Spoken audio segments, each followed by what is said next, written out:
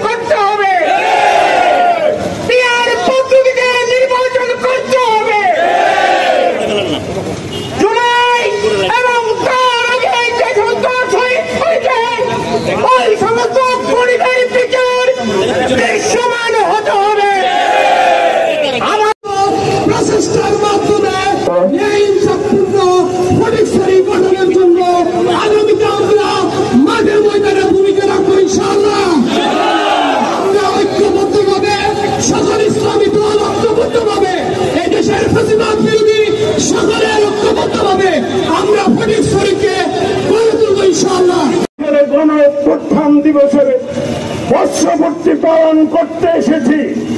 আমরা আজকে দায়িত্বহীন ভাষায় ঘোষণা করতে চাই, এই স্বৈরাচার বাংলার বুক থেকে পালিয়ে গিয়েছে, তারা বারবার বাংলাদেশের পরিবেশকে অস্থিতিশীল করার চেষ্টা করছে।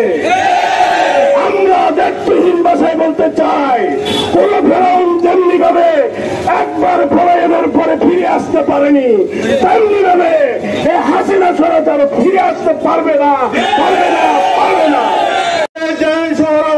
সমাবেশ হয়েছিল, সেই শর্তটা বাস্তবায়ন করা ছাড়া কোন নির্বাচনে বাংলার জমিনে হবে না।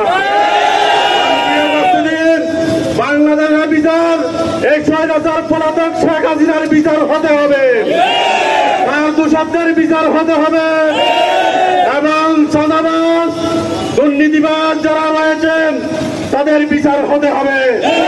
লক্ষ লক্ষ কোটি টাকা যাইগুলো পাচার করেছে ওই টাকা ফিরিয়ে আনতে হবে। বাংলাদেশের রুজি রোজগারের অন্যতম উৎস প্রবাসী ভাইদের ভোটারের অন্তর্ভুক্ত করতে হবে। প্রাণপ্রিয় উপস্থিতি, আমরা পিআর পদ্ধতির মাধ্যমে একটা সুস্থ বেশিরভাগ মুক্ত নির্বাচন চাই। প্রাণপ্রিয় শহীদদের এবং শহীদ পরিবারের পুনর্বাসনের ব্যবস্থা করতে হবে।